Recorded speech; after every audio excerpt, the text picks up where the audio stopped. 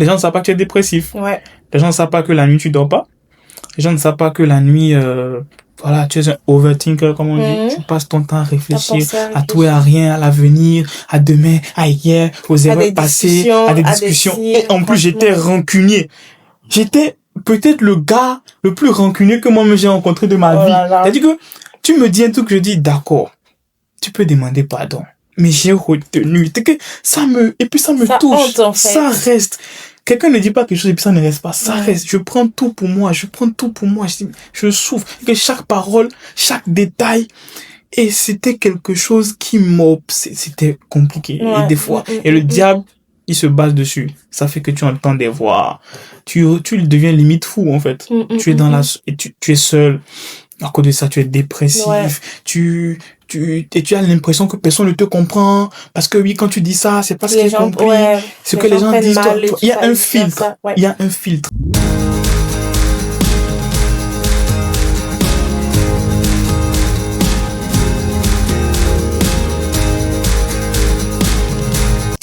Bonjour et bienvenue sur Des mots sur les mots. Bonjour à tous, j'espère que vous allez bien par la grâce de Dieu. Si vous découvrez cette chaîne, moi c'est Sam Silat et bienvenue sur cette chaîne sur laquelle on aborde des sujets qui touchent la jeunesse, qui parlent à la jeunesse avec des jeunes. Et aujourd'hui, je ne suis pas toute seule, je suis accompagnée de... Godswill. C'est mon grand frère. Donc, bienvenue sur la chaîne et c'est un honneur pour moi de te recevoir. Merci beaucoup. Honneur partagé. Déjà, quand tu m'as dit que je serais là, j'étais en mode, qu'est-ce que je veux faire là? Qu'est-ce que j'ai à dire? Mais c'est une grâce. C'est une grâce, un honneur, un privilège que je ne néglige pas d'être le premier sur cette chaîne. Je pense qu'il y en aura énormément en vidéo. Ce sera une très belle chose. Et j'aime beaucoup le concept pour les jeunes, par les jeunes, poussé par le Saint-Esprit. La Bible dit que c'est poussé par l'Esprit que les hommes ont parlé de la part de Dieu. Yes. Et je suis convaincu que c'est poussé par l'Esprit que nous allons parler de la part de Dieu. Amen. Afin que nous-mêmes d'abord nous soyons édifiés. Yes. Et qu'ensuite d'autres personnes soient édifiées. Qu'il y ait un avant et un après cette vidéo et le sujet que nous allons traiter ensemble. Amen. Voilà. Et effectivement, nous ne faisons rien sans la parole de Dieu. La parole de Dieu, c'est notre fondement, c'est notre base. C'est ce qui nous construit, nous édifie et nous transforme. Yeah. Alors, nous allons tout de suite entrer dans le vif du sujet. Est-ce que tu sais de quoi tu veux parler aujourd'hui? Je dis la vérité ou pas? Tu veux mentir? Non, ok, c'est bon, je sais. Voilà. Je sais. Mais je te laisse l'annoncer. Je pense que tu as le chic pour ça. Alors, on va parler du cœur, on va parler des blessures, on va parler de ces choses qui nous blessent, ces choses qui nous déchirent, dont nous ne sommes pas forcément conscients. Parce que des fois, on prend ça comme une norme, on prend ça comme notre caractère, notre trait de caractère, alors que ce n'est pas notre trait de caractère. Aujourd'hui, on va parler de la dépression, de la solitude, de la tristesse. Oui, ça fait gros peut-être pour une seule vidéo, mais on essaiera d'aller vraiment en profondeur, de toucher vraiment le cœur du message que le Saint-Esprit veut partager aujourd'hui. Et s'il faut une partie 2, on fera une partie 2, hein. N'est-ce pas? Ouais, moi je pense que peut-être qu'on pourra pas tout relâcher en une vidéo. Ouais. Et en fonction dont l'Esprit va nous conduire, va nous laisser guider, et puis voilà. Ouais, parce que c'est quand même deep. C'est profond. Et ça touche tout le monde. Ouais. On n'en est pas épargné. Pas du tout. Quel que soit le degré de maturité spirituelle ou non qu'on a, franchement, on n'est pas épargné. Ouais. Ok, donc on va commencer. Ok. Donc, je te laisse commencer déjà à introduire, poser le décor et après je te poserai des questions. Ok. Le thème tristesse, dépression, solitude, tout ce qui touche un peu au cœur. Déjà, est-ce que je peux commencer par une sorte de témoignage? Ouais. C'est toujours bien quand on raconte une histoire, c'est toujours bien de rentrer, de partir de quelque part, effectivement. Donc, quand on rentre directement dans le vif du sujet, disons que moi, je parle pas beaucoup de moi. Je pense que cette année, le Saint-Esprit m'a dit, mon gars, tu vas beaucoup parler de toi. Je fais, oh, mais ça, c'est l'orgueil. Je fais, non, moi, je suis humble. Il décide de dire ça, tu n'es pas humble. Oui. Je fais, d'accord. C'est vrai. Mais j'ai compris où vous voulez en venir. Il m'a donné beaucoup d'occasions de témoigner. On dit ils l'ont vaincu par la puissance de leur témoignage. Et je me suis dit, ok. Donc, entrons dans le vif du sujet. God's will, c'est quelqu'un, un peu qui est né prédisposé à être seul. Pourquoi je dis ça? Je suis né avec, beaucoup de gens, quasiment personne ne le sait, mes parents le savent, avec une maladie assez rare. Mon corps ne produisait pas de globules blancs. Ou soit il y en avait une quantité, et la quantité, en fait ça se terminait, et puis mon corps n'allait plus en produire en fait. Et donc, prédisposé un peu, on va dire ça comme ça, vraiment à mourir. On a dit à mes parents, votre fils il passera pas 6 ans. Parce qu'avec ce qu'il a comme maladie, il n'y a pas de traitement. On peut juste essayer de le tenir en vie, voilà, etc.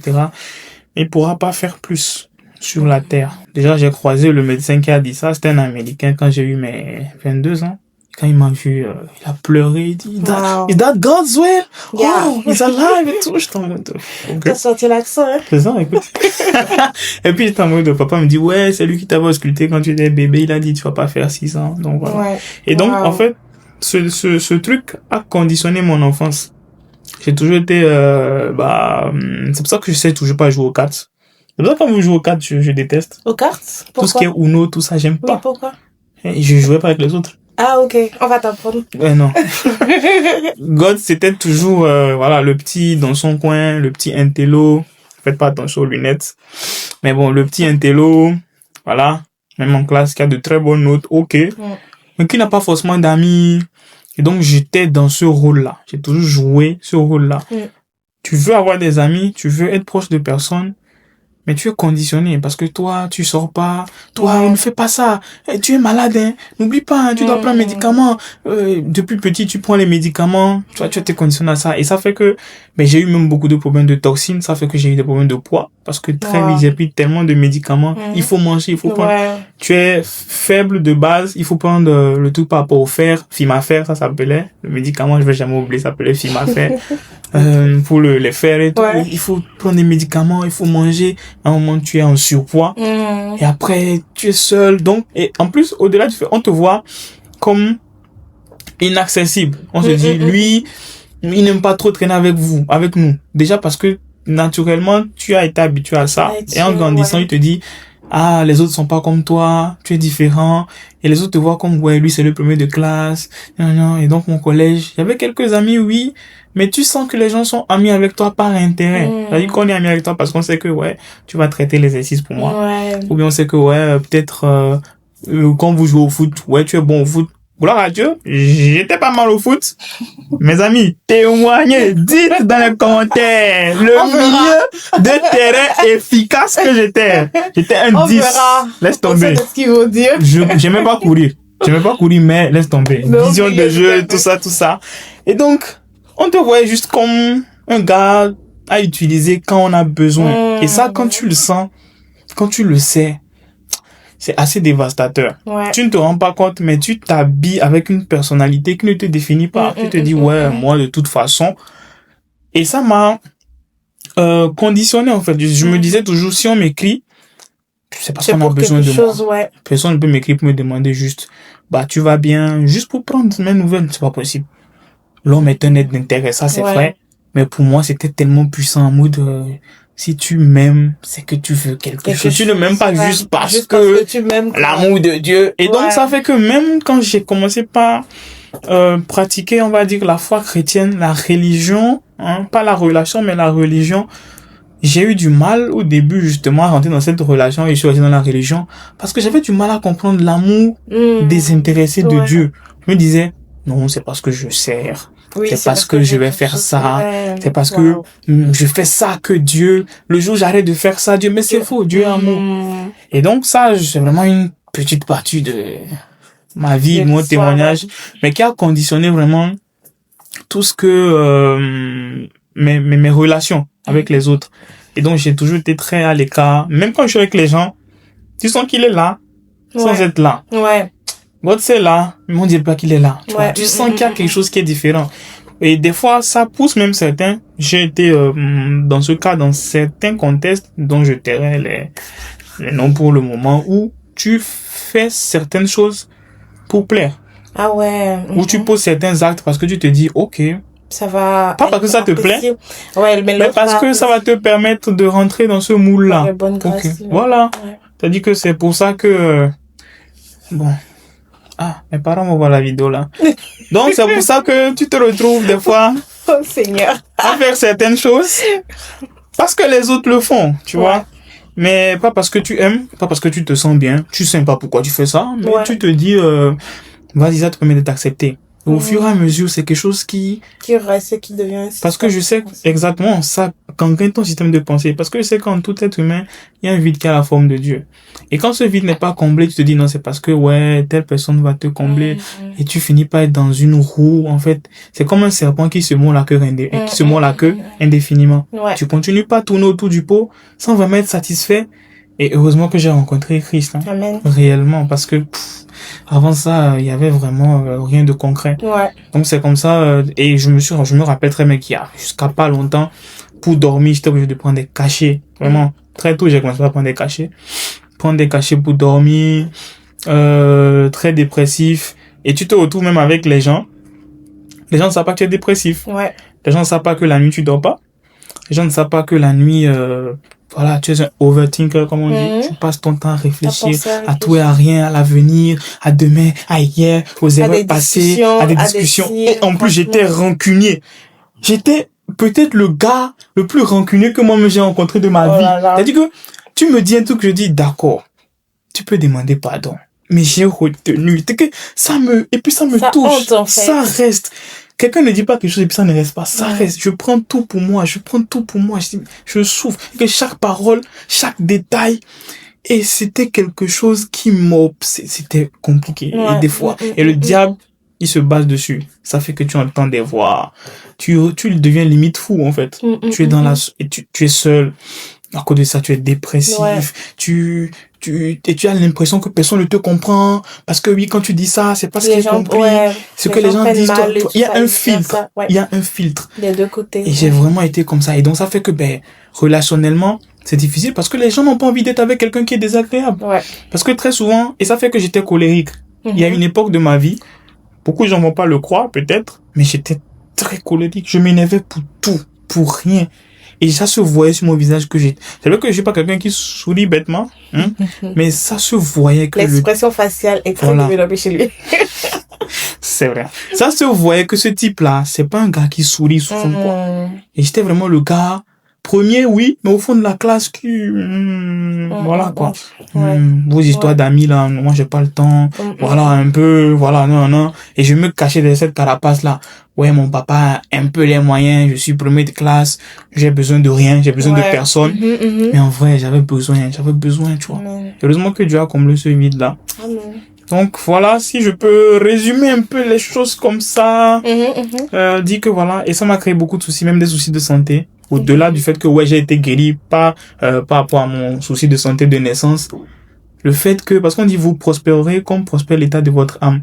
Le fait que mon âme était affligée, assaillie, la dépression, le manque de pardon, l'amertume, tout ça, ça fait que la qualité de mon cœur qui était pourrie faisait que la qualité de ma vie était pourrie. Même si j'avais de bonnes notes, même si j'avais des excellentes notes et que la qualité de ma vie, pas du tout.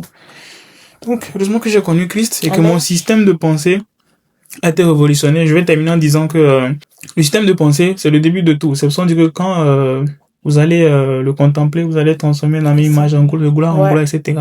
Mais dans Romains 12:2, on parle de renouveler dans votre manière de penser, de l'intelligence. Parce que celui qui contrôle ton système de pensée, il contrôle ta manière de faire. Donc ta vie. Et quand il contrôle ta vie, il contrôle ton futur. Et donc, mais le diable contrôlait vraiment ma manière de raisonner même. Et donc, c'est vraiment c'est la première chose par laquelle Dieu a commencé quand il est rentré dans ma vie, quoi. Mon gars, tu réfléchis pas bien. Parce que quand tu donnes ta vie à Christ, ton esprit est renouvelé, est né de nouveau, mais pas ton âme. L'âme est toujours chargée. Il faut travailler. Il faut que ton système de pensée, ton âme change. Et j'ai compris que, petit, il y a beaucoup de choses à faire. Mais gloire à Dieu, nous n'y sommes absolument pas encore. Mais franchement, quand on regarde à l'arrière, on peut dire, merci Seigneur. L'œuvre qu'il a commencé, il va l'achever. Une très belle œuvre. Gloire à Dieu. Donc voilà. J'aimerais revenir sur 2 points. Déjà, tout à l'heure, on a parlé du fait que, oui, quand on donne notre vie au Seigneur, l'esprit renouvelé, mais la met à travailler. C'est vrai que la met à travailler, mais ça peut se faire rapidement. Ça, c'est un système de pensée que j'avais, le fait que quand on se convertit, on doit travailler d'abord pendant des années notre âme avant que le Seigneur ne puisse changer, en fait, nous restaurer, nous guérir. Alors que ça peut se faire en 1 mois, ça peut se faire en 1 an, ça peut se faire rapidement. Et tous nos faux raisonnements, les faux systèmes de pensée sont complètement détruits, en fait. Donc, il suffit juste de vraiment prendre le temps dans la présence de Dieu et dans la parole. Et moi, je vais rajouter un truc, si tu me permets. Ouais, vas-y. Il y a une notion très importante, la soif. Yes. Parce que on est nombreux. On a été nombreux à donner notre vie au Seigneur au même moment. À être entrés dans la foi au même moment. Ouais. Ce qui a fait la différence. Je ne dis encore une fois absolument pas que je suis arrivé ou même que d'autres personnes sont arrivées. Tout le monde est en train de courir une course. Mais ce qui a fait la différence, ce qui a marqué vraiment l'avant et l'après entre un groupe A et un groupe B, où le groupe B est peut-être plus avancé que le groupe A, c'est la soif. Parce que Dieu dit, si tu as soif, viens et bois. Voilà, celui qui a soif de moi, je saurai le satisfaire. Je saurai satisfaire celui qui me cherche. Dieu, je le vois comme une étendue d'eau, une mer en fait. Et en fonction du contenant que tu amènes. Et le contenant, c'est la soif. Voilà, exactement. En fonction du contenant en fait que tu présentes, ben tu seras rempli en fonction. Celui qui vient avec un petit verre, il sera filled with, c'est tout, c'est ça. Et celui qui vient avec une grosse bassine, et donc ce qui fait vraiment la différence quand tu donnes ta vie, c'est Seigneur, je veux te connaître, je veux apprendre à te connaître, je veux un système de pensée renouvelé. Il faut que ma vie change. Faut pas juste qu'on dise ouais, j'ai donné ma vie à Christ, ça s'arrêter là. Faut vraiment qu'on sente une différence entre moi et ceux qui n'ont pas donné leur vie à Christ. On peut dire il y a quelque chose. Parce qu'on a dit, vous êtes la lumière du monde, pas de l'église. Pas, je sers dans tel pôle, proto, mais là, on me voit chanter, je sais jouer au piano. On s'en fiche, c'est bien, mais on s'en fiche. Vous êtes la lumière du monde, le sel de la terre. Il faut briller dehors. Nous sommes destinés à briller. Donc, dehors, là, comment est-ce que je brille? C'est pas mon système de pensée qui est différent. Qu'est-ce qui fait que, lorsque tout est sombre, lorsqu'il y a une lumière, tout le monde regarde la lumière parce que la lumière est différente de toute l'obscurité à côté. Quand les gens se disent, ouais, moi c'est normal, qu'est-ce qui fait que ton système de pensée va changer? C'est la soif. Tu vas rentrer dans la présence de Dieu. Seigneur, plus de toi, s'il te plaît. Je m'abandonne totalement, je me livre. En moi, il y a encore ça. Il y a encore de l'impureté, il y a encore de l'amertume, du manque du pardon, de la solitude, la dépression. Mais s'il te plaît, façonne-moi à ton image, à ta ressemblance. Et quand le juste crie, L'Éternel entend et il exauce. Il entend les cris. Amen. Ouais. Toujours. Amen. Amen. Et je voulais aussi revenir sur le début de ton témoignage. Ouais, c'est tellement paradoxal parce que des fois, quand on voit que notre vie n'avance pas, on doit se rendre compte que qu'on est, pour la plupart des cas, là où on ne doit pas être. Dans ton cas, par exemple, tu as été conditionné à être seul alors que ce n'était pas ce à quoi on peut dire tu étais appelé ou bien ce que le Seigneur avait prévu pour toi. Il avait prévu que tu sois entouré, il avait prévu que même au travers de toi, il puisse faire du bien aux gens. Mais en fait, plus tu grandissais, plus tu te renfermais dans une certaine solitude qui faisait que tu ne voulais pas passer du temps avec les autres, bon, pas forcément vouloir, mais tu ne manifestais pas forcément l'envie de vouloir passer du temps avec les gens, ce qui faisait que, en fait, ce que le Seigneur voulait faire au travers de toi dans la vie des gens, il ne le faisait pas. Et ça, c'est un piège de l'ennemi, le fait d'être là où on ne doit pas être, le fait de faire certaines choses qui ne sont pas du tout de nous, en fait. On se conditionne tellement dans un certain système de pensée, se dire par exemple, oh, moi c'est ma batterie sociale. Mais qui parle de batterie sociale dans la Bible? En fait, personne ne parle de batterie sociale dans la Bible. Personne ne dit que le Seigneur Jésus, quand il était sur terre, il n'est pas venu dire, bon, aujourd'hui, franchement, je suis fatigué. Je sens qu'il faut que je reste seul. Non, en fait. Jamais. Il n'y a pas de ça dans la Bible. Tout ce qu'il y a dans la Bible, c'est donner l'amour. On ne peut pas donner l'amour en restant dans notre chambre. On ne peut pas donner l'amour en restant seul. On peut que donner l'amour en allant dehors. Totalement. Et je peux rebondir. Quand tu parlais, ce qui me venait, c'était que ce qui est spirituel ne vient pas en premier. Quand je dis ça, on a eu le premier homme, Adam. On a eu le deuxième qui était l'homme parfait, Jésus. Et très souvent, on se rend compte que ce qui est mauvais, c'est ce qui vient en premier. C'est-à-dire, la condition qui n'était pas vraiment ce que Dieu voulait, c'est ce qui est venu en premier. Et le diable, Sam Silat, il est tellement malin qu'il attaque à la base, à la racine. Jésus, là, et c'est depuis le début. Il a dit, il a fait pour que la tête du roi soit mélangée pour qu'il cherche à le tuer. Moïse, depuis le berceau. Et le diable est tellement malin qu'il sait que s'il te laisse d'abord prendre le temps de connaître Dieu, d'être enraciné dans la parole, de connaître l'amour, et qui vient, c'est trop tard. Il attaque. C'est pour ça que tu vas voir, il y a certaines filles qui connaissent le viol très tôt. Très tôt, c'est souvent très tôt qu'elles sont violées. Des hommes, même. Des hommes aussi. Des attouchements, le papa qui m'abandonne. Et tu rentres dans une phase où, oui, tu détestes ton père et très vite tu as de l'amertume, la colère. C'est très souvent dans l'enfance. Et souvent quand tu discutes avec une personne, tu discutes avec un jeune, tu discutes avec quelqu'un, tu te rends compte que la plupart de nos problèmes, des situations, des challenges que les gens ont eu, quand tu cherches la racine, c'est très souvent 97%, 98% l'enfance. Même, je dirais même 100%. J'ai pas encore rencontré quelqu'un avec qui j'ai discuté et qui a pas eu une racine dès l'enfance. C'est toujours quelque chose. Papa a abandonné, maman a fait ça, papa a fait ci, tel ami a fait ci. Tu te rends compte que le diable attaque toujours à la base. Donc quand j'ai compris, je me suis dit, mais le diable, il voulait juste, mon histoire, même peut-être la tienne, plein d'autres personnes, des milliers de personnes, il attaque toujours à la racine. Parce qu'il sait que c'est toujours plus facile d'attaquer quand l'enfant est encore innocent, c'est un enfant, planter des choses qui ne sont pas de Dieu. Que demain c'est ça, voilà. C'est tellement ça. Et bon, heureusement que le Saint-Esprit, la nouvelle, il restaure, il guérit, il détruit à la racine. Exactement.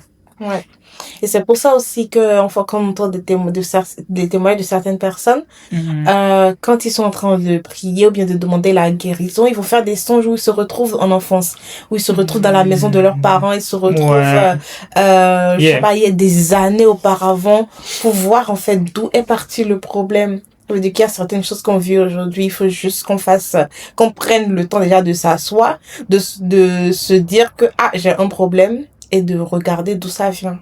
L'enfance. Tu sais que, par rapport à ça, je ne sais pas pourquoi je suis poussé à dire ça, mais vu que nous y sommes, est-ce que tu sais que j'ai bégayé? Est-ce que tu savais? Non. Tu savais pas? Non. Je bégayais. Quand j'étais au primaire, j'ai bégayé. Et jusqu'à vraiment très peu. Les gens ne le savent pas. Parce que je le cache bien. Et bon, Dieu m'a délivré, on va dire. Mais quand je suis pas bien, quand je fais quelque chose, il y a une situation qui me dépasse. Vu que je ne parle pas quand je suis énervé, quand quelque chose me upset, je suis pas bien. Je parle pas, je préfère ne pas dire de bêtises. C'est ce que je dis et c'est vrai. Mais aussi ça vient du fait que quand je m'énervais, déjà que je bégayais, après quand c'est parti, quand je m'énervais, je me retrouvais à perdre vraiment mes mots. Moi, je peux parler, je veux te dire, mais qu'est-ce que tu fais? Et je fais vraiment. Et ça m'a un peu conditionné tu vois, je me tais. Et ça, quand je me faisais ma propre cure, mes soins pastoraux, tout ça, je revenais moi-même, je me disais, ça vient d'où? Ça vient du fait que tu as été écarté. Tu n'avais pas vraiment le droit à la parole. Tu peux pas t'exprimer. Donc quand il fallait s'exprimer, tout le monde te regarde en mode, qu'est-ce qu'il va dire? Tu as la pression. Et ça fait que je parlais pas. Et il y a un truc aussi qui m'a... C'est vraiment des systèmes de pensée. Par exemple, mon papa, il m'avait fait comprendre avec les preuves qu'il était tout le temps premier de sa classe aussi. Mais lui, il m'avait dit un truc qui m'a marqué. Parce que les enfants veulent souvent recopier les parents. Il m'a dit, lui, il parlait pas en classe. Quand on posait une question, même s'il a la réponse, il donnait pas. Si papa, tu tombes sur cette vidéo, je suis vraiment navré. I'm so sorry. Ça, I'm so sorry. On demande pardon, papa.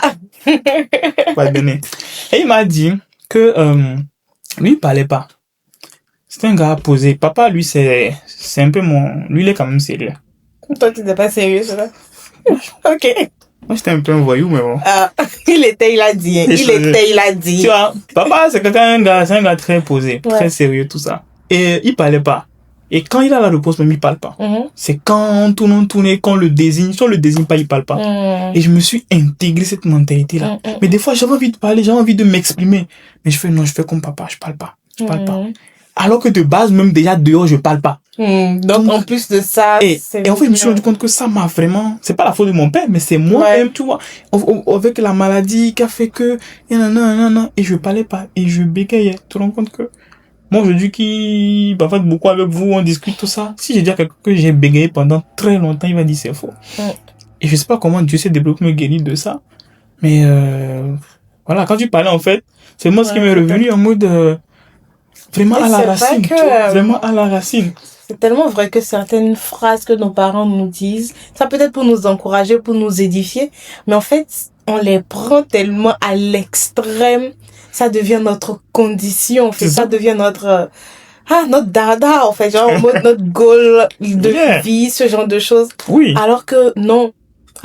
Par exemple, moi, je sais que je voulais faire de la biologie parce que j'admire tellement mon père qu'il a fait de la biologie. Si je voulais être médecin aussi. Après, je me suis rendu compte que c'était pas fait pour moi parce que moi, je suis plus dans les maths, la physique, pas dans, on va apprendre à bûcher les leçons. Je n'étais pas du tout dans ça. J'étais dans le raisonnement. Pour moi, il faudrait que ce soit logique. C'est pour ça que je me suis dit non, si je vais en biologie, je vais perdre ma vie, en fait. Parce que je vais perdre du temps. Ah, c'est bien pour toi. Hein. Moi, ça a été deux cas. Ça a été, disons, deux poids, deux mesures, dans le sens où j'ai beaucoup admiré papa. Et vraiment, il y a eu une période, bon, peut-être ça n'a rien à voir, mais ça appellera à quelqu'un.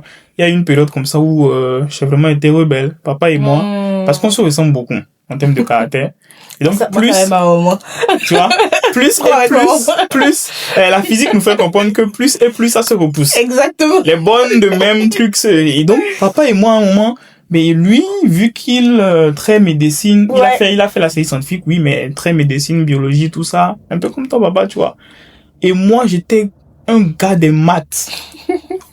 Comme on dit chez nous, en effet. Matheux. Au là, on est matheux. Je vais dire ça en effet. Au là où on mathé. C'est-à-dire que j'étais un gars des maths de fou. Ouais. J'aimais ça, la physique, oui, mais les maths, calculer, etc. Voilà.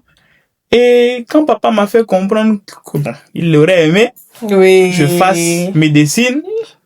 Tu t'es dit non, never. C'était tellement conflictuel. Et même ça crée aussi des systèmes de pensée. Voilà. Tu vas être à l'opposé de ton père. De l'opposé de ton père. Et vraiment, en fait, on se rend compte que, en fait, je dis ça pourquoi on se rend compte vraiment que chaque détail, vraiment chaque situation de notre vie, le diable peut utiliser pour essayer de nous détruire. Ouais, ça c'est vrai. Parce que c'est un truc aussi banal, hein. Ton père te dit juste qu'il aurait envie ça te conduit jusqu'à ce qu'à un moment, papa et moi, c'était tellement conflictuel que, c'est arrivé un moment où, il m'a dit clairement qu'il était à 2 doigts de me maudire. Ça, c'est épisode 1. Épisode 2, il était à 2 doigts de me déshériter, de me chasser. Tellement il avait mal. En fait, j'ai fait et dit des choses qu'il fallait pas. Ben, lui aussi, étant un être humain, il y a des moments où il s'est un peu laissé emporter. C'était trop compliqué, mon père et moi. Et ça, pas des choses tellement simples. Et tout ça parce que le diable veut détruire ma vie. Il voulait me pousser à déshonorer mon père. Parce que si je déshonore mon père, laisse tomber, je peux prier 1000 heures par jour, ça va rien changer. Ça ne va rien changer. Bon, il y a que 24 heures dans la journée, mais on dit, oh non, ton père est ta mère. Et là, maintenant, tu vivras. C'est ça. Il y a certaines personnes ici, il y a quelqu'un ici qui m'écoute. Oui, il y a quelqu'un ici qui va écouter. Ta condition de vie qui se détériore de jour en jour, alors que tu pries, alors que tu médites, alors que tu sers, alors que tu es dans la communion fraternelle, tu persévères dans la communion fraternelle comme les apôtres. C'est parce que tu manques de respect à ton père. Ou c'est parce que, ou à ta mère. Ou c'est parce que tu as déshonoré tes parents et que tu n'es pas venu demander pardon. Think about it. Et pour aller aussi un peu dans cela, ça peut être aussi, c'est subtil, hein, ça peut être le fait ça peut être des parents spirituels aussi. Surtout, ça peut être du coup les parents spirituels, ça peut être nos tuteurs responsables, les personnes qui sont au-dessus de nous. Donc franchement, il faut vraiment veiller à ce que tout soit clean de ce côté-là. Vraiment, c'est super important de vraiment honorer nos parents. Parce qu'on parle de la dépression, de la solitude, tout ça, mais je sais que c'est vrai qu'on va du coq à l'âne et tout, il y a certaines dépressions, certains isolements qui sont dus au fait que je n'arrive à rien accomplir dans la vie. J'ai l'impression que je n'avance pas. Mais la plupart de nos échecs, du fait qu'on n'avance pas, de nos blocages, sont dus au fait qu'il n'y a pas une bénédiction qui nous accompagne. De nos parents. La bénédiction de nos parents. de nos tuteurs, de nos grands frères, Ouais. de nos accompagnants, de nos responsables. Parce qu'ils ont fait, lui là, bof. Ouais. Et il n'y a pas ce manteau là. Ouais, qui nous couvre. Et franchement, ça, c'est pas parce que le père ou la mère n'est pas converti. Ça, franchement, ça n'a rien à voir. Nos grands frères, franchement, c'est pas parce qu'ils ils n'ont pas les mêmes convictions que nous. Ils ne voient pas la vie de la même façon que nous. Non, ça n'a rien à voir. Un père reste un père, une mère reste une mère, un grand frère reste un grand frère, un tuteur reste un tuteur, ça peut être même un tuteur à l'école, ça peut être un responsable à l'école. Franchement, ça reste des autorités sur nos vies. Il faudrait pas que ce soit que des voix, parce que, en fait, le fait que le Seigneur nous permet d'être sous leur mission, il y a des voix qui doivent sortir de leur vie pour nous accompagner au quotidien, des directives que le Seigneur va donner au truc là, à ces personnes pour nous accompagner. C'est comme l'histoire de Moïse et de Jéthro. Le Seigneur dit, je parle à mon serviteur Moïse bouche à bouche ou bien bouche à oreille. Bouche à oreille. Pardonnez, bouche à oreille. Bouche à oreille, comment bouche à oreille? Donc je parle mais je me suis corrigée. Je parle à mon serviteur Moïse bouche à oreille. Si le Seigneur parle à Moïse bouche à oreille, pourquoi il a fallu que Jéthro vienne pour lui donner des instructions sur comment est-ce qu'il doit conduire le peuple d'Israël? Il y a des paroles qui viendront de nos parents, il y a des paroles qui viendront de nos tuteurs, de nos responsables. Donc ce ne sont pas des personnes du tout à négliger. Sachons honorer de tels hommes. Et la Bible nous dit clairement, donnez à César ce qui est à César. Et à Dieu. À Dieu ce qui est à Dieu. Il n'a pas juste dit donner à Dieu ce qui est à Dieu, il a laissé César. Il a dit aussi de donner à César, malgré que César n'était pas converti. Il n'a pas dit parce que ton papa n'est pas chrétien. Non, donc, moi, honore ton père et ta mère. Le verset est clair. Quelle que soit la version. Il y a tellement de blocages. Je te promets que il y a des situations qui sont décantées dans ma vie, même en termes de pression mentale.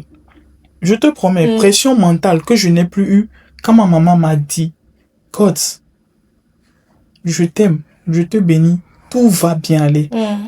Ta maman qui te dit ça, en fait, tu as l'impression que, tu vois ce que je veux dire ou pas? Si ta maman qu'elle se soit bien comportée ou pas, ta maman te dit, mon fils, je te bénis, tu vois, dans telle situation, ne t'inquiète pas, ça va aller.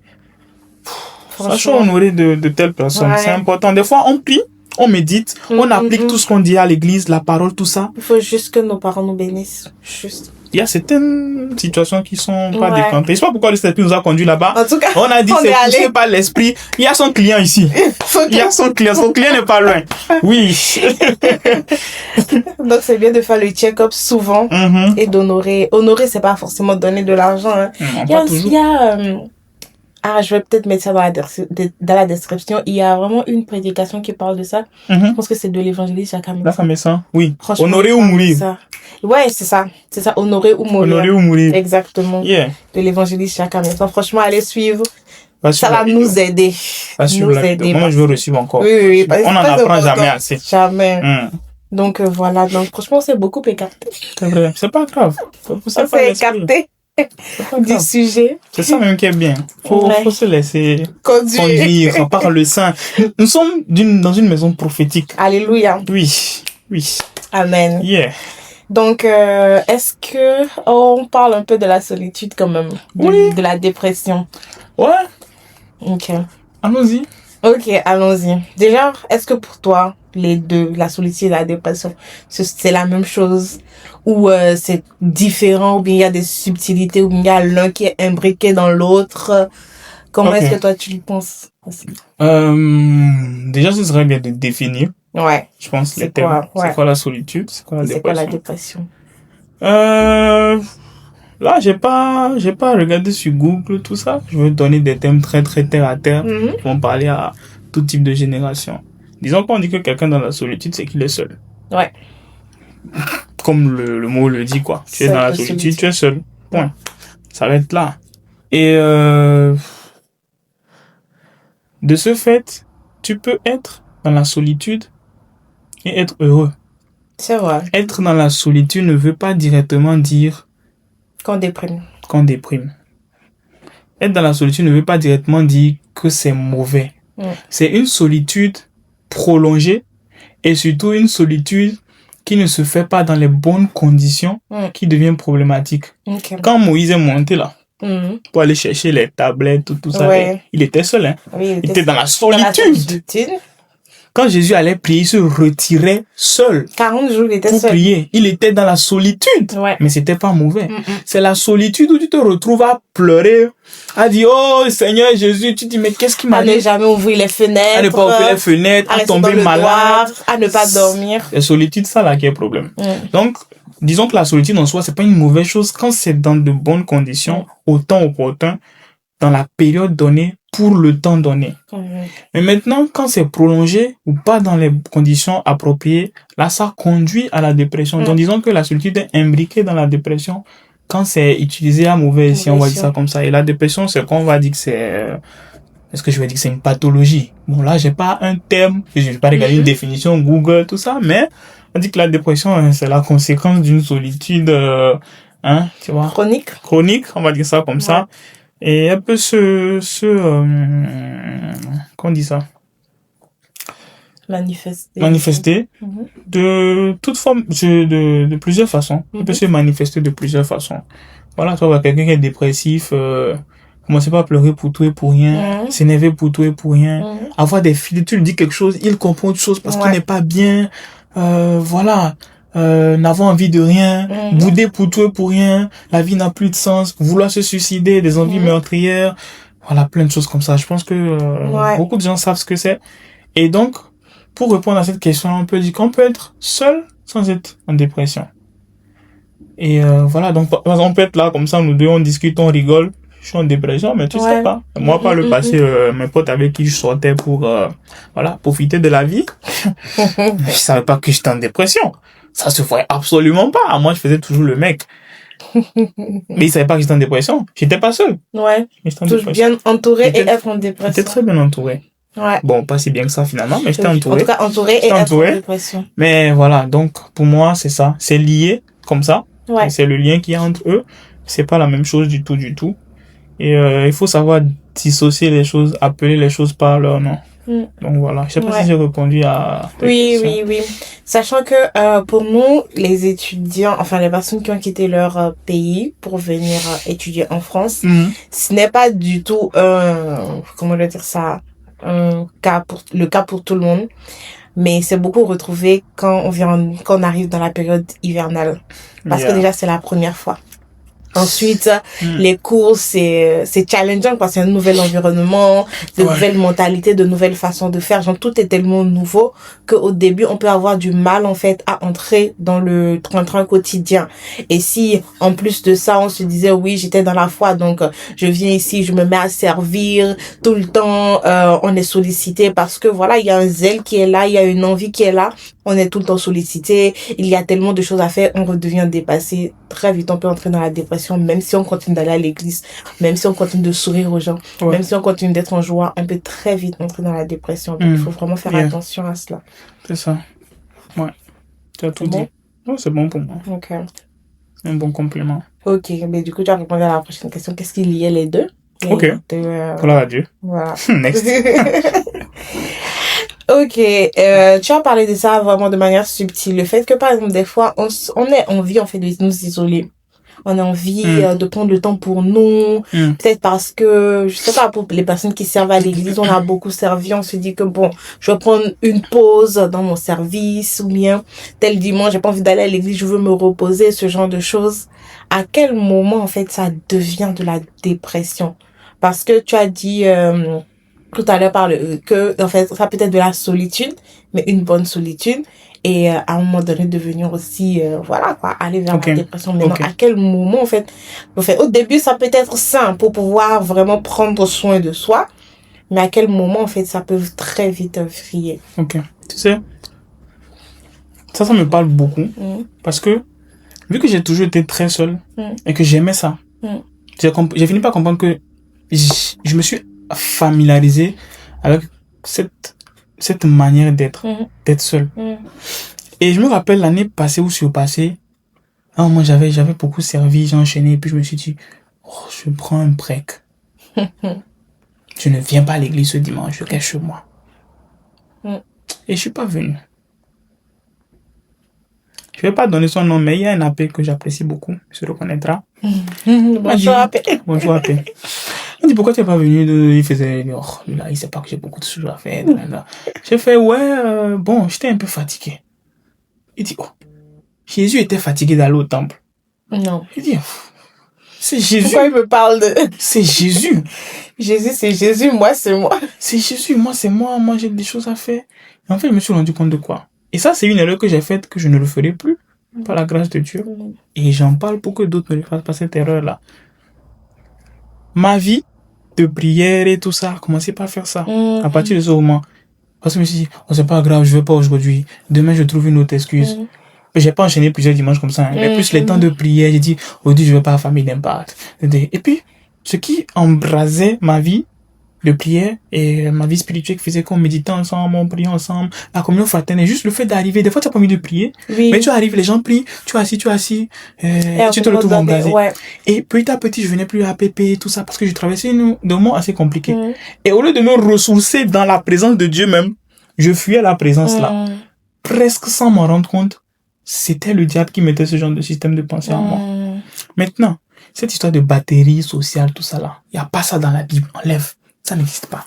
C'est un truc complètement inventé, c'est commercial, c'est tout ce que tu veux, mais c'est pas biblique, c'est pas la vérité. C'est peut-être une réalité dans laquelle nous sommes, mais c'est pas la vérité. C'est pas une batterie sociale, c'est où? Ça n'existe pas. Laisse ça. Dieu dit que il est doux et agréable pour des frères de demeurer ensemble. Yes. Tu sais, j'ai compris un truc. Oui, il y a des moments où il faut être en retraite. Parce que tu as besoin de te ressourcer, de te fortifier. Dans la présence de Dieu, bien évidemment. De quelconque façon que ce soit. Ça, Dieu peut te dire, viens dans ma présence pour dormir.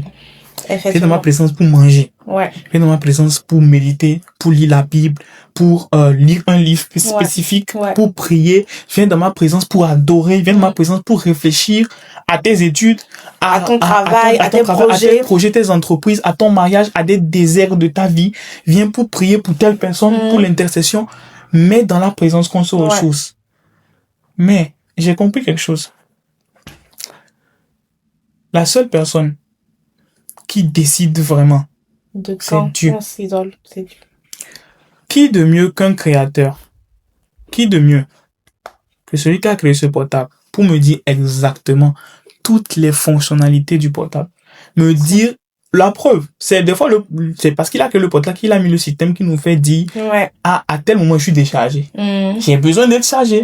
Parce que nous on allait continuer pas utiliser jusqu'à dire c'est éteint. Il a mis le système. Donc, le créateur a mis des systèmes en nous, dit, gars, tu es fatigué, il faut te reposer, etc. Mais, le moment exact pour prendre une pause, pour quitter, parce qu'il y a des moments, il y a des endroits où il faut être, tu peux pas dire, par exemple, il y a une conférence où Dieu a prévu pour toi quelque chose. Je te donne un exemple banal. Il y a une conférence où Dieu a prévu une parole. C'est-à-dire qu'il y a des anges qui doivent passer. Et comme Abraham, tu es censé les voir pour les appeler, pour rentrer dans ta maison, afin que tu reçoives ta bénédiction. Mais toi, tu dis, moi, je suis fatigué. Je vais aller en retraite. La retraite, c'est bon. Ok. Mais moi, je vais en retraite. Dieu t'a dit d'aller en retraite. Est-ce que Dieu t'a dit va en retraite? C'est ça. Dieu disait en mode, mais j'avais prévu, les anges devaient passer à ce moment, j'avais prévu le béni. Donc, je comprends le moment, l'histoire de retraite, se retirer un peu, se ressourcer, c'est très bien, c'est important. Mais comment le faire, pourquoi, c'est le Saint-Esprit qui guide. Et on dit qu'il a placé en toi tous des chemins tracés. Les chemins tracés sont en toi. Les fleuves d'eau vive doivent couler de ton sein. Donc tout est en toi. Et en fait, le Saint-Esprit, vu que nous sommes son temple, il vit en nous. Yes. Et c'est à lui de nous dire, mon petit, ma petite, mon fils, ma fille, mon épouse, mon serviteur, mon enfant, prends une pause. Prends une pause de 2 jours. Fais ça. Fais ci. Quand on ne conduit pas l'esprit comme ça va pas te porter préjudice. Mais il faut être sûr d'avoir entendu. Parce qu'on dit que, enfin on dit pas, Abraham, en fait, quand il s'est levé, qu'il a quitté la maison de son père et de sa mère, quel que soit alpha, bêta, il avait entendu une parole. Donc même quand c'était bizarre, Dieu avait déjà parlé. En fait, ça faisait que même si les hommes avaient dit il y avait un truc qui s'était passé, Dieu a parlé en fait. Il s'est levé, il a marché sur la base d'une parole. Pas parce qu'il avait eu envie. Donc, s'il se levait lui-même, Abraham, imaginez le contexte où Abraham se lève et puis dit, ok, moi, je suis maintenant vieux. Je quitte la maison de mon père et de ma mère. Je sens dans mon esprit que c'est le moment de quitter la maison de mon père et de ma mère parce que je suis vieux. Il a fait ça, disons, un an avant que Dieu ait prévu lui parler. Et puis il sort, et puis il dit, oui, tout lieu que foulera la plante de mes pieds, tu as dit que tu me le donnes en possession. Donc, comme tu as dit, tu es un Dieu vivant, tu ne mens pas, tu es le même Dieu éternellement, donc, nanana. Et puis Dieu regarde et dit, mais est-ce que moi, il t'a dit quitter? C'est ce qu'on fait souvent. Ouais. On dit non, moi, batterie sociale, donc je dois me retirer un peu. Aujourd'hui, je ne sers pas. Demain, je viens. Demain, je ne viens pas. Aujourd'hui, je vais pas à la PP. Je me sens pas très bien. Frère, c'est là où même tu devais recevoir la réponse à tes challenges. Dieu dit, voilà, j'ai exaucé, mais l'enfant n'en a pas reçu. Next season. C'est ça. Et la prochaine saison, ça peut être... Dans 2 ans, dans 3 ans, dans 10 ans, dans 100 ans. Exactement. Et je serais peut-être à revenir. C'est ça. Donc, pour répondre, moi, le plus important, c'est écouter Dieu. Ouais. Écouter Dieu. Après, on me dit, ouais, comment écouter Dieu? Ça peut être l'autre sujet, tout, mais écouter Dieu. Qu'est-ce que Dieu dit? Ok, le corps est fatigué, mais est-ce que je ne peux pas manager pour faire ça d'une façon que... Qu'est-ce que Dieu dit? Est-ce que vraiment le corps est poussé à bout? Est-ce que c'est parce que je manque de sagesse dans mes choix, mes priorités? Est-ce que je ne donne pas la nourriture des enfants aux petits chiens? Exactement. Est-ce que c'est pas ma faute? Est-ce que c'est quitter l'église le problème? Est-ce que c'est ne pas servir aujourd'hui, ne pas venir à l'église aujourd'hui pour dormir le problème? Est-ce que c'est pas parce que quand il fallait dormir, j'étais en train de chatter avec la petite là? Est-ce que c'est pas parce qu'au lieu de dormir, j'étais en train de jouer à des jeux vidéo, je regardais un film? Est-ce que c'est pas parce qu'au lieu de dormir, je regardais... Est-ce que, et maintenant dit, je suis fatigué, vraiment? Frère, faut te ressaisir. Bref, pardon. Et c'est tellement intéressant ce que tu dis parce que si je me permets de le dire, il est quelqu'un qui dort pas beaucoup. Et c'est paradoxal parce qu'on se dit, mais il dort pas beaucoup, ça veut dire qu'il doit être fatigué, ça veut dire qu'il doit être quelqu'un de épuisé et tout ça. Oh non, en fait, si le Seigneur te donne la capacité de faire ce que tu dois faire, tu y arriveras parce que tu sais que tes forces ne se trouvent pas en ce que tu fais ou au fait que tu dormes 8 heures, 10 heures chaque nuit, tes forces se trouvent en Dieu. Yeah. Et ça, c'est très important de le savoir. Et c'est très important aussi d'apprendre à écouter son corps parce que le Seigneur aussi peut parler par là. Il ne va pas toujours venir dire, oh, mon enfant. Yeah. Prends une pause. Non, en fait, il peut te parler par ton corps. Ton corps qui a envie de se retirer, d'avoir une retraite avec le Seigneur, d'avoir une retraite où, comme tu disais, je veux lire un livre, je veux même manger, en fait, réjouir mon âme. Je veux passer du temps, genre, chiller, avec le Saint-Esprit, genre, vraiment, je veux me retirer un instant, en fait, avant de revenir, en fait. Tout ça fait partie de la vie avec le Saint-Esprit, mais il faut être, comme tu as dit, sensible. Sensible, très sensible spirituellement, à l'écoute. Je me rappelle, quand je suis arrivé à ICC, il y a 3 ans, maintenant, ça fait vraiment 3 ans, le deuxième message ou le troisième message que j'ai écouté, jusqu'à présent, ça m'a tellement marqué que j'ai retenu ça. C'était le pasteur Ken Luamba. Quel homme. Bon, je vais éviter de montrer à quel point je suis admiratif de cet homme, de Dieu. Il a prêché sur la sensibilité spirituelle. Le jour là, quand je suis rentré, je répétais seulement, Seigneur, rends-moi sensible. Yes.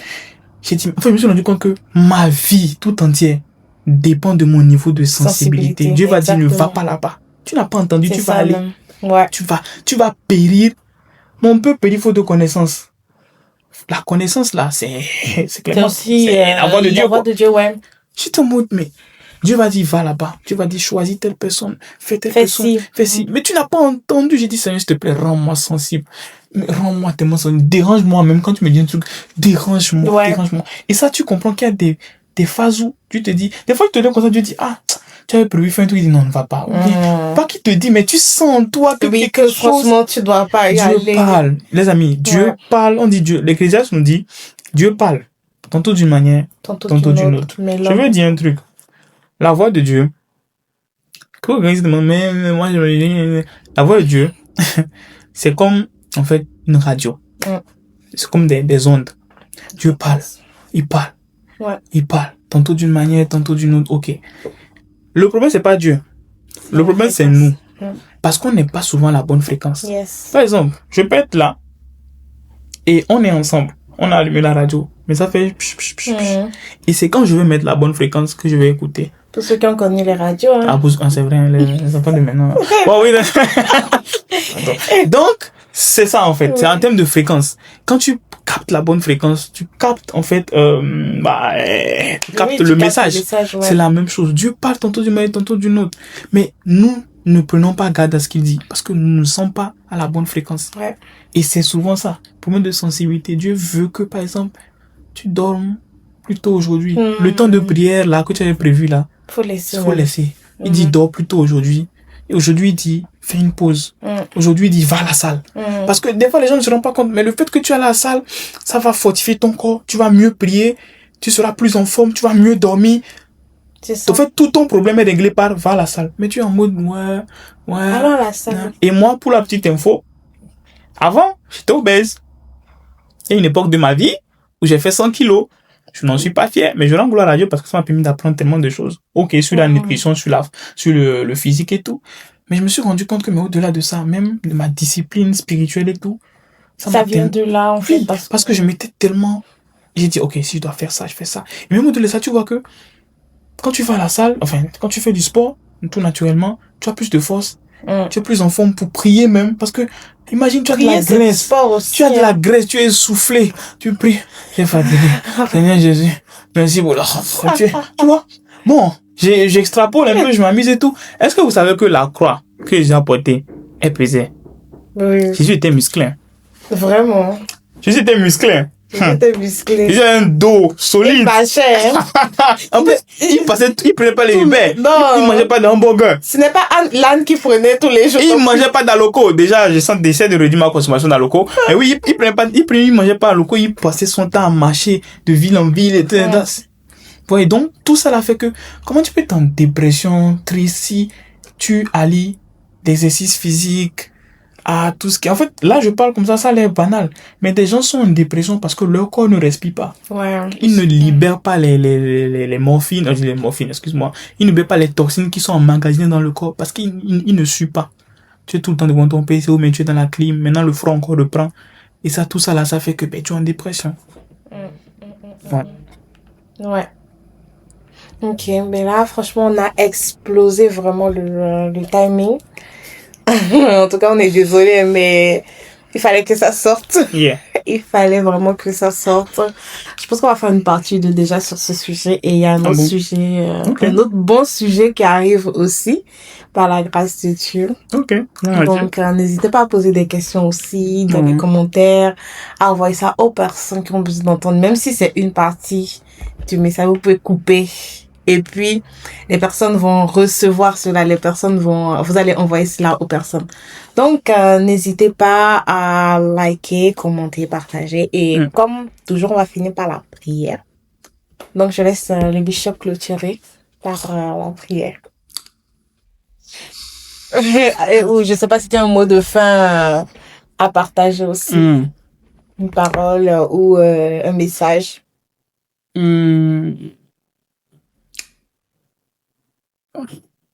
Le proverbe 17-22 dit: un cœur joyeux est un bon remède, mais un esprit abattu dessèche les os. Et je sais que la qualité de ton cœur conditionne la qualité de ta vie. Et très souvent, nous avons des vies, nous avons des vies merdiques. Parce que dans notre cœur, il y a beaucoup de pourriture qu'on laisse. Il y a beaucoup de choses en mode dépression, oui, mais ça vient. J'aimerais vraiment encourager quelqu'un à prendre le temps de faire une introspection pour se dire: ok, je me sens pas bien, je suis triste, ouais, on m'a fait ci, on m'a fait ça. Ok, ça vient d'où? D'où ça vient par rapport à moi? Et prendre le temps de faire comme David a dit: Seigneur, sonde mon cœur, révèle en moi tout ce qui n'est pas de toi et déracine. Enlève en moi tout ce qui n'est pas de toi. Que l'ennemi ne vienne pas et qu'il ne trouve en moi ce qui n'est pas de toi. L'amertume n'est pas de Dieu. La colère n'est pas de Dieu. Des fois, on est en dépression par cause d'un manque de pardon. Quelqu'un m'a fait ça, moi je garde rancune. J'ai emprisonné quelqu'un dans mon cœur. Quelqu'un dans ton cœur. Comment ta vie peut être une vie fleurissante, guidée par le Saint-Esprit? On dit que tu as le temps du Saint-Esprit. Le Saint-Esprit est censé être en toi. Toi, tu gardes quelqu'un dans ton cœur, tu es fâché contre lui. Parce que, ouais, il m'a mal parlé, frère. Il m'a insulté, il a mal. On dit que les apôtres Paul et tout ça, ils ont des cicatrices visibles de leur vie avec Christ. Toi, on m'a demandé, qu'est-ce que tu as fait qu'est-ce qui a fait que, en fait, tu as souffert pour Dieu? Tu dis, ouais, on m'a insulté, on m'a mal parlé. Les gens viennent avec des doigts coupés, d'autres ont été tranchés. Toi, tu viens avec, ouais, on m'a insulté, on m'a mal parlé. Faut outrepasser ça. La qualité de ton cœur va conditionner la qualité de ta vie. Et on dit qu'un cœur joyeux, c'est un bon remède. Un esprit abattu, dessèche les eaux. Donc, le remède, très souvent, à certaines maladies, même parce que c'est la qualité de ton cœur. Yes. C'est vrai, tu vois. On dit, vous prospérez comme prospère l'état de votre âme. Certaines maladies sont dues au fait que on est rempli d'amertume. Tu sais qu'à un moment de ma vie c'est un film.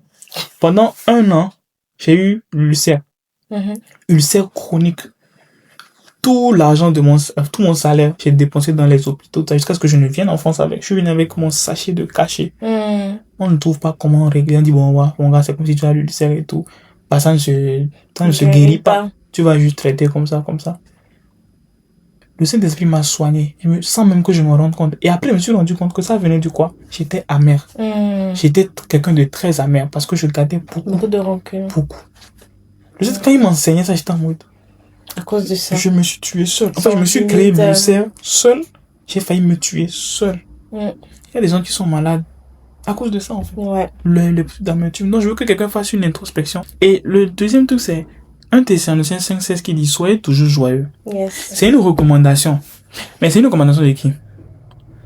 Du roi des rois. C'est un décret qu'il a donné.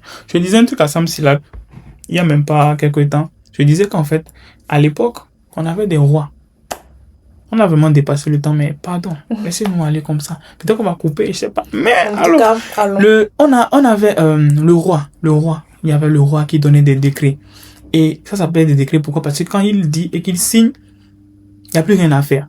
En fait, quand il a décidé, c'est décidé. Il peut pas revenir sa parole. Sinon, on ne lui fait plus confiance. C'est pas un roi digne de ce nom. Et s'il doit aller à l'encontre, il est obligé de créer un autre décret pour aller à l'encontre. Même si lui n'était plus d'accord avec ce qu'il a dit, il est obligé de le faire. Un peu comme le roi qui a dit, comme je t'ai promis, tu veux quoi? Elle a dit, je veux la tête de Jean-Philippe. Et Jean-Baptiste, pardon. Jean-Baptiste, tu suivais.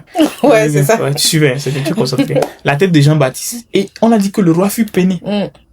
Mais il avait déjà donné sa parole. C'est ça. Maintenant, celui qui dit soyez toujours joyeux là, c'est qui? C'est le roi des rois. Les décrets, ce sont les versets qui sont contenus dans la Bible. Ce sont des décrets. Il a dit, en fait, c'est pas une question, c'est pas une recommandation, c'est pas en fonction des circonstances. Il dit, sois joyeux, frère. Toi, toujours, tu es triste. Il dit, sois joyeux. C'est un décret du roi des rois, un ordre. Il te donne un ordre. Sois joyeux. Satan a dit, ok. Le boss a dit, j'exécute. Mais après, c'est pas évident parce qu'il dit, ouais, attends. C'est là, maintenant, il est venu pour t'aider dans tes faiblesses. Il dit, le Saint-Esprit viendra, vous aidera dans vos faiblesses. Amen. Donc, voilà, c'est ce que je ressentais vraiment de lui. C'est une décision, en fait. Une décision. Et petit point de nuance, c'est pas parce qu'on dit d'être toujours joyeux qu'on doit se voiler la face. Oh oui. On doit se voiler la face. Oh, je vais bien. Alors qu'à l'intérieur, on ne va pas bien. Si on ne va pas bien, la première étape de guérison, c'est de l'accepter. Bon, je vais pas m'éterniser parce que donc du coup, c'est d'accepter, en fait. Et, voilà. Abba Père, merci pour ce moment de qualité. Merci pour ce moment où tu nous as fait beaucoup de bien. Tu dis dans ta parole, dans Luc 4:18, que l'Esprit est sur moi et il m'a oint pour guérir les cœurs brisés. Guérir les cœurs brisés. C'est-à-dire que un des objectifs pour lesquels l'Esprit a oint Jésus, c'était pour guérir les cœurs brisés. Ça veut dire que c'est quelque chose que tu tiens à cœur. Guérir les cœurs brisés. Alors, Père, pendant que nous étions en train de parler, oui, tu as enseigné parce que à chaque fois que tu fais du bien à ton peuple, tu envoies une parole. Oh oui, tu envoies ta parole et ta parole délivre ton peuple de la fausse. Nous sommes reconnaissants pour ce moment, oui, mais nous voulons qu'il y ait un avant et un après. Père, s'il te plaît, que toute personne connectée au son de ma voix reçoivent une guérison. Que toute personne qui se retrouve dans un état léthargique, un état de dépression, de fatigue chronique, de tristesse, qui n'arrive pas à comprendre, oui, j'ai pas mes papiers, j'ai pas le boulot, je sais pas comment faire. Toi qui dis soyez toujours joyeux, mais vous avez la volonté mais pas la capacité. Père, s'il te plaît, capacite-les. Ah oui, que l'esprit de tristesse, de dépression fasse place à l'esprit de joie. Amen. Parce que quand l'esprit de Dieu est là, il y a la joie, il y a la liberté. Amen. Alors que la paix de Dieu, la paix et le repos que Dieu offre, pas comme le monde le donne, non, mais la paix et le repos que Dieu lui-même offre, qui surpasse toute intelligence, toute richesse, soit votre partage dans le nom de Jésus le Christ. Père, nous te sommes reconnaissants et nous sommes convaincus que toi qui as commencé cette belle œuvre, tu vas la parfaire. Et oui, nous te sommes reconnaissants. Merci Père, qu'il y ait vraiment un avant et un après ces moments et nous te sommes reconnaissants, nous te confions la suite parce que nous savons qu'il y aura des témoignages, nous savons qu'il y aura un avant et un après, parce que ce n'est pas nous, ce n'est pas par notre propre force, nous sommes des incompétents, des insignifiants, c'est toi qui le fais, et c'est poussé par l'Esprit que nous avons parlé de ta part. Alors s'il te plaît, que ton nom soit glorifié au travers de ces moments, qu'il y ait vraiment un avant et un après, et que la gloire, toute la gloire te revienne.